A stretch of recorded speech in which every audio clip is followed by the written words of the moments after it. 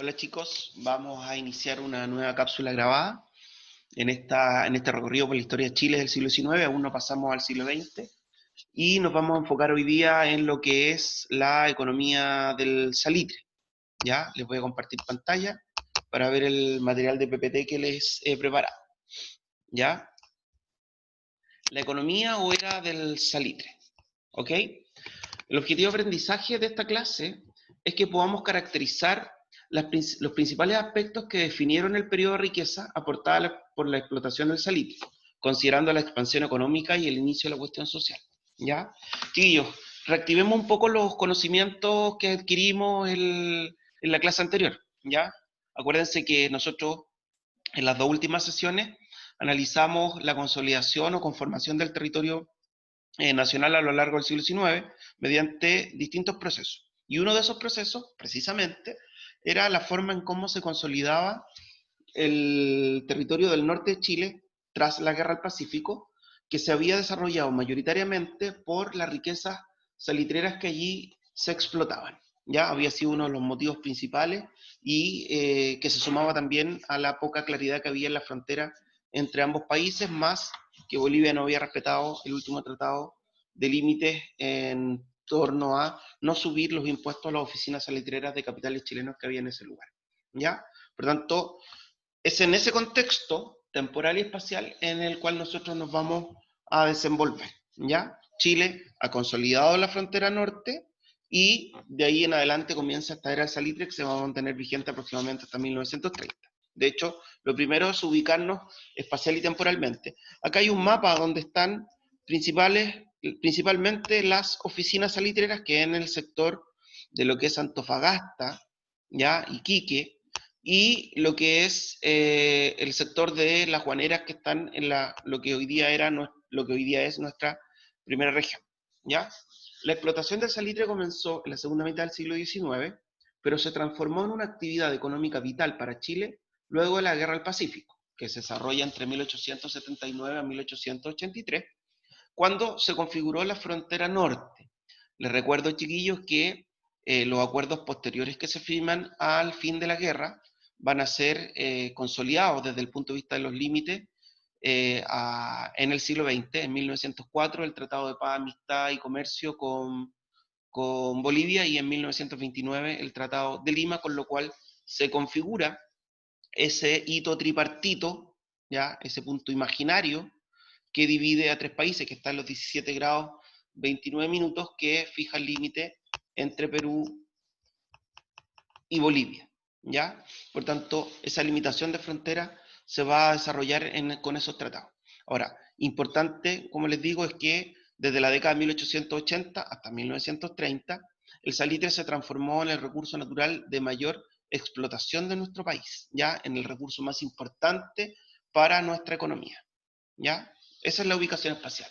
O sea, el salitre se venía explotando desde aproximadamente 1860, en un territorio que no estaba bien delimitado entre Chile y Bolivia, que se desarrolla una guerra, ¿ok? Por definir territorialmente esas zonas de riqueza salitrera.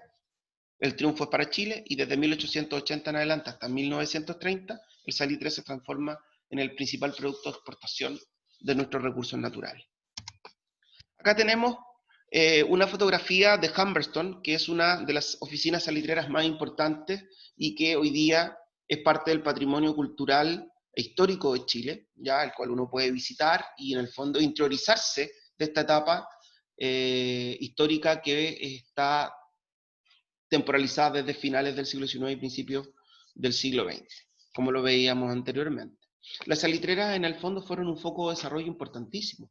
Las salitreras contaban con teatros, con escuelas. De hecho, los principales eventos de carácter mundial o latinoamericano no venían a Santiago, sino que iban al mundo de las salitreras porque allí estaban los recursos para poder desarrollar estos espectáculos. Por eso que el teatro de Humberstone era muy importante, ¿ya? Lo cual se contradecía un poco con las condiciones de vida que tienen los obreros de la salitrera, que las vamos a analizar posteriormente. ¿Por qué para este periodo era tan importante el salitre? El salitre entre finales del siglo XIX y principios del XX, en un contexto previo y post Primera Guerra Mundial, se utiliza principalmente en la fabricación de ácidos, ¿ya? El nítrico y el sulfúrico, y el nitrato de potasio. Además, es un agente oxidante y se usa en la agricultura como un fertilizante, ya natural, que puede reemplazar a la urea por su alto contenido de nitrógeno. Ahora, ¿por qué es importante que se utilice como fertilizante natural para la producción agrícola? Porque en el periodo en el cual se está exportando el salitre, la población mundial ya está en un proceso de crecimiento. Por tanto, a mayor cantidad de personas, la necesidad de tener mayor cantidad de alimentos. Y ahí el salitre juega un rol fundamental. Otros usos son la fabricación de dinamita, explosivos, pirotecnia, medicina, fabricación de vidrio, fósforos, gases, sales de sodio, pigmentos, conservantes de alimentos, esmalte para alfarería, entre otras cosas. De aquí de lo rescatable de esta multiplicidad de otros usos que se le daba al salitre tiene que ver con la fabricación de dinamita por ser uno de los elementos importantes en la conformación de la pólvora. Aquí también es importante que en el periodo en el que se exporta salitre estamos en un periodo de la historia universal que está marcado por el desarrollo imperial, la revolución industrial, sobre todo la industria armamentística, y el contexto de la Primera Guerra Mundial. Por tanto, esto hace que el salitre sea mayoritariamente demandado. Ahí tenemos una imagen para que nosotros veamos cómo era el salitre. ¿Ya? Este producto mineral, al cual se le llamaba también oro blanco, por la importancia y por los importantes ingresos que generaba a nuestro país. ¿Ya? Hoy día nosotros seguimos teniendo salitre, solo que el salitre natural es poco demandado producto de la creación del salitre artificial. ¿Quiénes eran los dueños de las oficinas salitreras? Nosotros acá tenemos un cuadrito que nos indica un poquito una introducción. Durante mucho tiempo, el 55% de los capitales del salitre fueron británicos, ¿ya? 10% españoles, 14 alemanes y un 15% chilenos. ¿Ok? O sea, había una multiplicidad de capitales mundiales explotando el salitre chileno.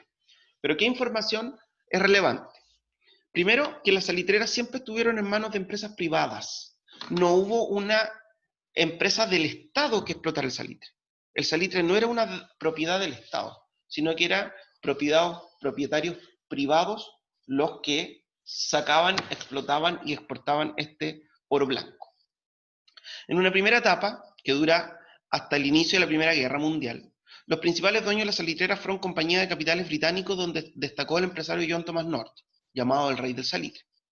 Y en las primeras décadas del siglo XX, los principales dueños de la oficina salitrera fueron empresarios chilenos, ya que gran parte de los capitales británicos comienzan a irse a su país producto del contexto de la Primera Guerra Mundial. Ahí tenemos la figura de John Thomas North, este británico, denominado el Rey del Salitre, quien rápidamente se apoderó de un importante número de oficinas salitreras, e hizo que su inversión fructificara bastante. También invirtió en elementos de ferrocarril, entre otras cosas. De hecho, él decía que él se jactaba de haber llegado con una libra esterlina a Chile y de haber forjado una fortuna. ¿Ok? Ahora, esta persona encarna también, chiquillos, lo que se denomina el imperialismo británico en el mundo para el contexto de la época. ¿Ya? Una gran cantidad de empresas y capitales británicos en distintas partes del mundo que explotaban los recursos naturales necesarios para su proceso de revolución industrial. ¿Qué ganaba el Estado? Si la propiedad no era del Estado, sino que era de empresarios privados, ¿qué ganaba el Estado con el salitre? Las ganancias del Estado de Chile provenían de los impuestos a la exportación del salitre. De ahí el Estado chileno recuperaba, en el fondo, hacía caja con una gran cantidad de ingresos. Y de hecho el cuadrito que yo les pongo acá tiene que ver con el porcentaje de significancia que tuvo este impuesto al salitre en función de la cantidad total de dinero que tiene el Estado, la recaudación fiscal. Y de hecho, si ustedes se dan cuenta, entre 1890 hasta aproximadamente 1910, el porcentaje de ingresos del Estado provenientes del salitre llegó casi a un 50%. De hecho, en 1915 llegó cerca al 60%. Después comenzó a decaer producto de la crisis que va enfrentando esta economía del salitre, que yo se las voy a describir más adelante. pero hay un promedio, ¿cierto?, cercano al 45% en todo el periodo de lo que significaban los impuestos que el salitre dejaba al Estado chileno como recursos para ser ocupados en el bienestar social. ¿Ya? Por tanto, el Estado no era propietario del salitre, pero sí generaba ingresos a través de los impuestos que cobraba la exportación de ese recurso natural. ¿En qué utilizó el Estado los recursos provenientes de los impuestos del salitre? Primero, ampliación de la burocracia del Estado. La burocracia del Estado, chiquillos, son todos los funcionarios públicos que trabajan en los ministerios, en las municipalidades, en las escuelas públicas, entre otras cosas. ¿Ya? Esa es la burocracia estatal. Todo lo que tiene que ver con los trabajadores del servicio público, pertenecientes al Estado. También invirtió estos dineros en obras públicas como la extensión del ferrocarril, la creación de escuelas, el mejoramiento de la infraestructura urbana, entre otras cosas. Y la extensión de servicios públicos como la electrificación de los principales centros urbanos. Y aquí hay un factor importante. Chile, desde 1907 aproximadamente, comienza a electrificar los principales centros urbanos, primero las oficinas salitreras, posteriormente las ciudades del centro del país. No así el tema del agua potable, que se demora un poco más, y de hecho la red de agua potable recién va a ser un elemento propio de la década de 1950. Ya. El salitre, como proceso histórico económico, tiene dos crisis. Primero, una crisis que es parcial, que es de 1914, producida por la invención del salitre sintético en el contexto de la Primera Guerra Mundial, que significó para Chile la pérdida de los mercados europeos. Y la crisis total, que es de 1929, producida por la Gran Depresión, que es un colapso a la economía global mundial, y que nosotros, por estar conectados a ella también a través de las exportaciones, nos afecta. De hecho, según datos del Banco Mundial, Chile, después de Estados Unidos, fue el país más afectado por esta crisis económica de carácter mundial, que significó el fin de la economía del salitre. ¿Cómo era la vida de los trabajadores en la salitrera? Aquí entramos un poquito ya a un análisis más relevante. Con el boom de la explotación del salitre, con el éxito de la explotación del salitre, muchas personas migraron de los sectores rurales de la zona centro y sur hacia el norte salitrero en busca de empleo y de mejorar sus condiciones de vida, pero se encontraron con una realidad muy distinta, denominada cuestión social. De hecho, había una figura, chiquillo, acá, que es la figura del enganchador, un hombre bien arreglado, de terno, corbata, que se iba a las zonas rurales, donde había mucha gente también en desempleo, y les contaba que en el norte había la posibilidad de trabajo, con una paga, ¿ya? Y que se podían trasladar con sus familias, ¿ya? Con su prole, con sus hijos, y que la expectativa era, obviamente, como les dije, mejorar la calidad de vida y mejorar el futuro de sus hijos, ¿ya? Por eso esta gente, en su mayoría analfabeta, que trabajaba y que dependía de la hacienda en el mundo rural de la zona central o sur, migró hacia el norte salitrero a buscar esta esperanza de mejorar su calidad de vida, pero se encontró con condiciones muy distintas. Cuando nosotros hablamos de cuestión social, chiquillos, nos referimos al conjunto de problemas sociales y laborales que enfrentan los trabajadores en las oficinas salitreras y en las principales ciudades del país, donde también migran, producto del aumento de en la demanda de mano de obra. La imagen que yo les presento ahí son fichas, que era con las cuales se pagaban los sueldos en la oficina salitrera. Cada oficina salitrera emitía su propia ficha, que solo tenía validez en la pulpería de la misma, en la pulpería o almacén de la misma oficina salitrera. Por tanto, esa moneda fuera de la oficina salitrera no tenía ninguna validez, ¿ya? Lo cual generaba una gran dificultad del minero salitrero al momento en que quisiera irse de esa salitrera, porque no tenía ni los recursos ni tampoco tenía dinero ahorrado para poder salir. ¿Ya? No ahorraba dinero porque le pagaba mal y porque el ahorro no servía, porque estas fichas no tenían validez en otro lado. Los problemas de la cuestión social se agrupaban en dos partes, los problemas sociales y los problemas laborales. Los problemas sociales eran el hacinamiento, ¿ya? Que es en el fondo mucha gente viviendo en un espacio pequeño de habitación, además ese espacio era insalubre, sin agua potable, sin alcantarillado, ya frío, de acuerdo a la variabilidad de las temperaturas, lo cual generaba también desnutrición infantil, que no se los puse aquí en el data, pero se los digo, lo cual generaba una alta tasa de mortalidad infantil y se asociaban otros problemas también como la orfandad, el alcoholismo, la prostitución. Y por otro lado, esta misma gente trabajadora enfrentaba problemas laborales, como el pago en fichas, las condiciones de trabajo precarias, el trabajo infantil, extensas jornadas de trabajo, ausencia de contrato. ¿Ya?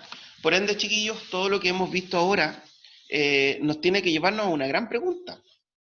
Y esa pregunta es, si es una época económica tan exitosa, con una gran cantidad de recursos económicos, de una gran cantidad de ingresos por parte del Estado, ¿cómo fue posible que se generara tal precarización en las condiciones de trabajo? ¿Ya? Hay que buscar respuestas, ¿ya? En la forma en cómo funcionaba el Estado de Chile en ese tiempo y también de cómo se respetaban los derechos de los trabajadores, ¿ya? Sobre todo en este periodo tan difícil como es el tema de la cuestión social, ¿ya? ¿Cómo poder justificar, cómo poder entender, cómo poder explicar históricamente el éxito económico de esta economía salitrera y la precariedad de las condiciones de los trabajadores que extraían ese salitre? ¿Ya? Ojalá que puedan pensar en esa pregunta, cómo buscar una explicación y la podamos resolver después en el chat, ¿ya? Para clarificar esas dudas.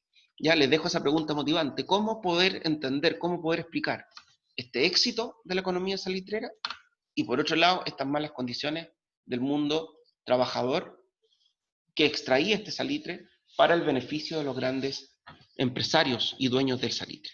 ¿Ya? ¿Qué rol jugaba el Estado en esto? ¿Debió haber hecho algo, chiquillo? ¿Debió haber hecho algo frente a esta desprotección del mundo laboral? Ya. Ese tipo de preguntas, chiquillos, es la que quiero que ustedes vayan trabajando. En la actividad práctica van a hacer también algunas reflexiones de este tipo y van a estar marcadas por unas páginas del libro que les voy a dejar como actividad, que las tienen que desarrollar en su cuaderno. ¿Ya? Que estén bien, nos vemos a la tarde en el horario de chat. Chao.